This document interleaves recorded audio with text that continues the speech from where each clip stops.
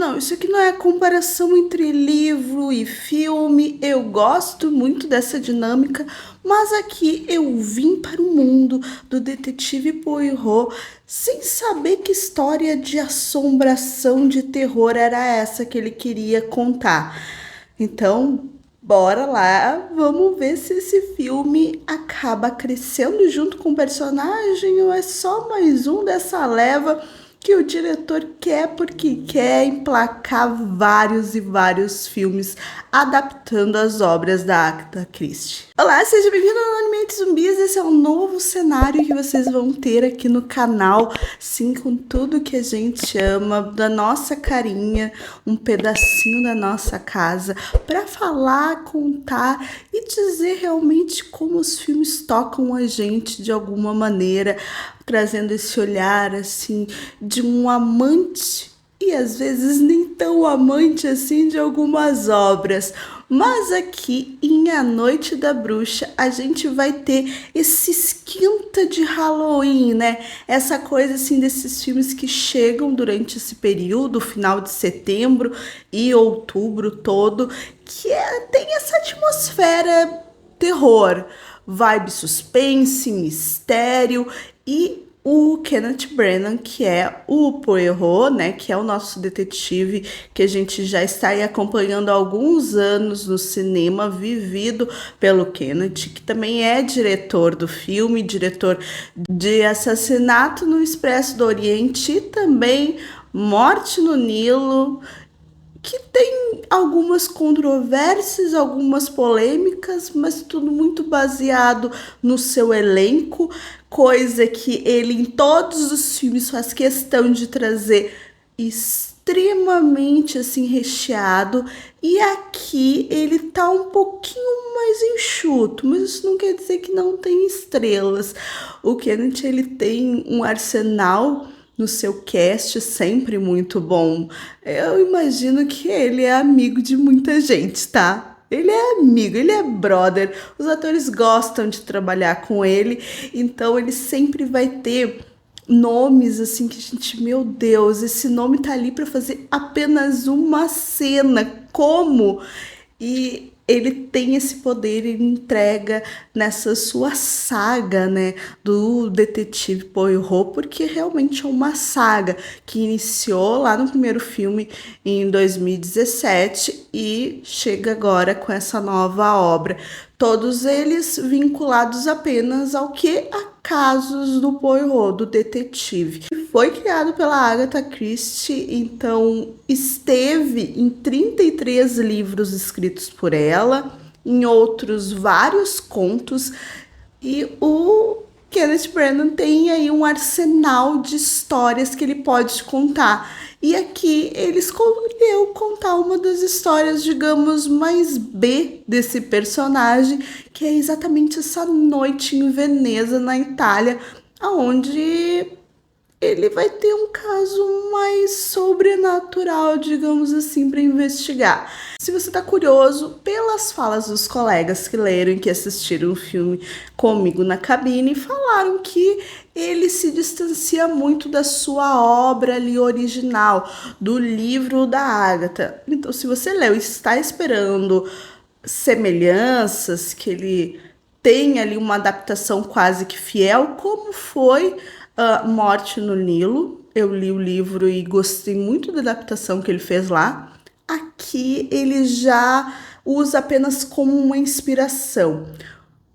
Aí vai de você se você vai gostar ou não desta inspiração. O filme ele segue cronologicamente os acontecimentos, apesar dele não falar nada muito em relação ao que acontece lá em Morte no Nilo.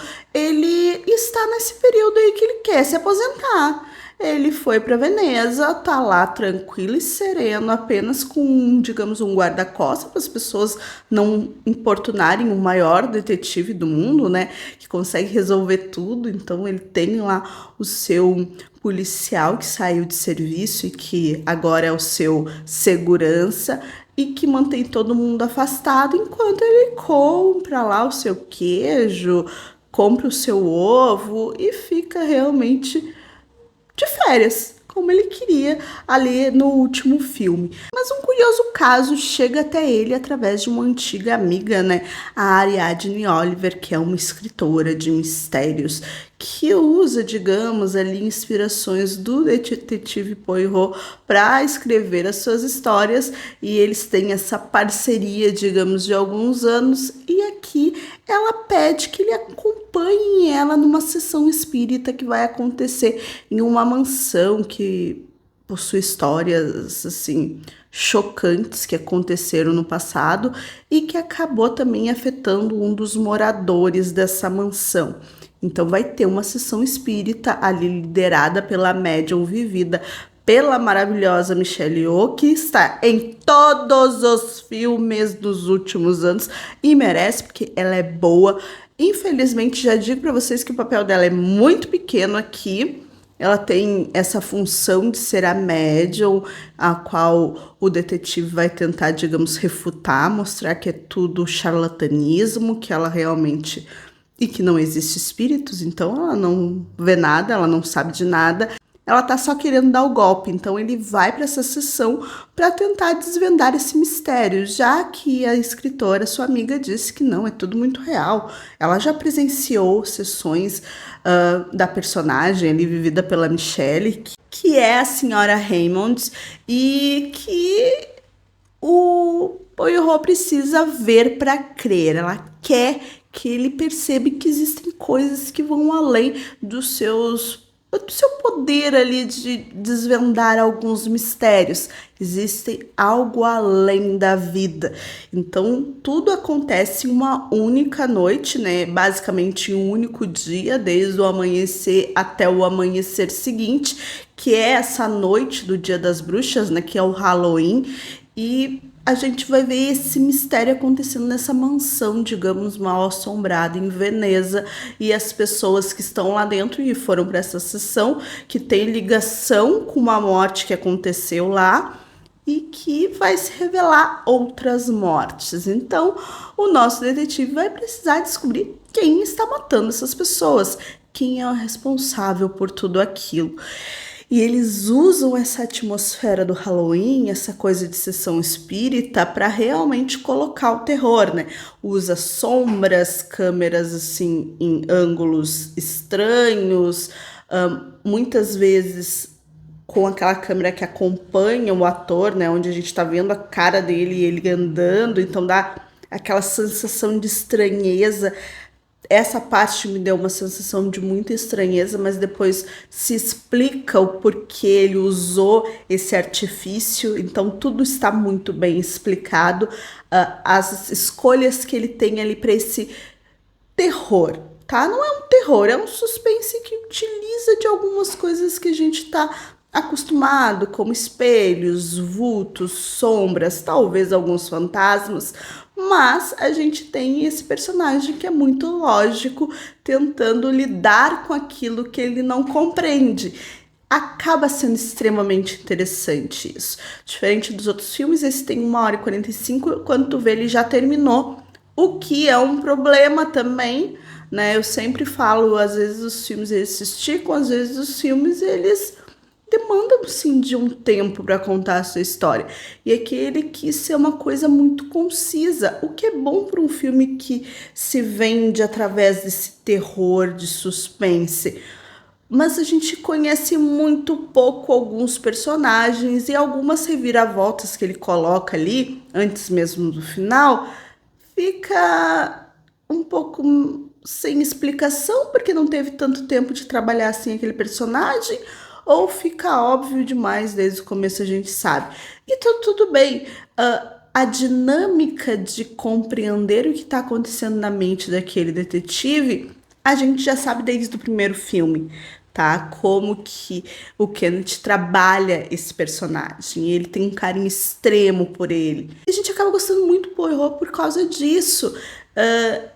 Tentamos desvendar as coisas junto com ele, descobrimos coisas muito óbvias e outras que, né, explicaçãozinha dele no final resolve.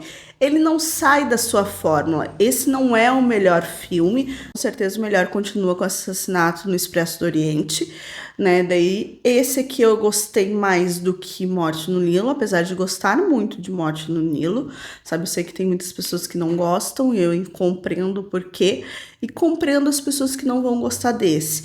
Ele usa de artifícios muito batidos pro terror. Ele não traz nenhuma inovação. O que a gente ganha e compreende e abraça realmente é o personagem, é o que a gente acompanha dele e o que ele vai descobrindo e vivenciando, e cada coisinha pequenininha que a gente descobre do seu passado, porque por mais que ele descubra os mistérios dos outros, é muito difícil adentrar na vida desse homem intimamente. A gente não sabe tanto assim, né? Cada filme a gente descobre um pouquinho do seu passado, do que aconteceu com ele, mas a gente não tem tantas informações. O filme diferente aí das obras, digamos, essa que é situada entre guerras, como ele segue a cronologia dos seus filmes, e aqui, digamos, se passa um tempinho depois da Morte no Nilo, ele tá nessas férias, tem um pós-guerra, e quanto isso abala ele, né? O quanto esse momento, esse mundo pós-guerra e tudo que aconteceu antes vai refletir ali na sua vivência, na sua personalidade e também de outros personagens. Aí é que tá, esse é o problema. Ele ser tão rápido, tão sucinto, a gente não tem tantas ligações emocionais com os outros personagens. A gente não consegue se ligar tanto, não consegui. Quando eu ia me apegar ou tentar desvendar a própria personagem, né, a médium da Michelle, sabe, ela some. E os outros também ficam nesse vão vazio da gente querer mais e mais mistérios sobre a personalidade. Porque é isso que a gente tem em todos os filmes aí do Kenneth vivendo esse detetive. Cada pessoa possui um segredo. Não é somente a pessoa que talvez cometeu um crime, mas cada um, por mais inocente que aparenta, ele possui um segredo, uma coisa que esconde, e o nosso detetive geralmente consegue descobrir. E aqui, como são poucos personagens, eu achei que a gente teria um pouco mais deles, mas não, acaba sendo rápido e passageiro, como nos outros, que tem a justificativa de ser vários personagens. Vários. O que se destaca realmente na atuação é o Kenneth, e também a gente tem ali a amiga escritora, né, vivida pela maravilhosa Tina, que vive a Ariadne Oliver, e eu gosto muito da dinâmica dos dois. Os dois juntos são muito bons. A gente tem um garotinho que é o Leopoldo, também ele entrega alguns momentos, apesar de frases assim muito mecânicas, sabe? Frasezinhas de efeito, mas ele tem um espírito legal para estar, e criança em algo de terror é muito bom. Essa coisa da mansão, da casa, ela tem uma história muito marcante, e talvez ter explorado um pouco mais dessa história do passado dessa casa teria sido ainda mais, sabe? Dá aquele medinho que a gente precisa nesse tipo de filme. Ele não dá medo, ok? Não dá medo mesmo. Ele só traz um mistério que tu tenta ir desvendando junto com o personagem. A gente tem um final onde a gente continua, né? O nosso detetive continua em ação. Então, o próprio produtor, né? Um dos produtores do filme falou que se Kenneth quiser, é sim possível que tenha outros filmes do detetive, e quem sabe, né, as pessoas falam aí em uma franquia com outros personagens que orbitam essas histórias da Agatha, já que ele gosta tanto dessas histórias.